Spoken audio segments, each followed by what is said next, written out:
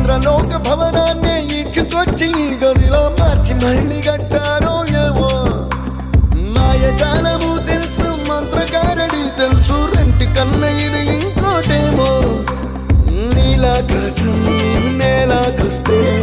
ఇట్టాగే ఉంటాదో ఏమో ఈ సంతోషం దాచాలంటే హృదయాలు ఓ వంద కావాలేమో ఇంతందంగా ఉంటుందా ఈ లోకం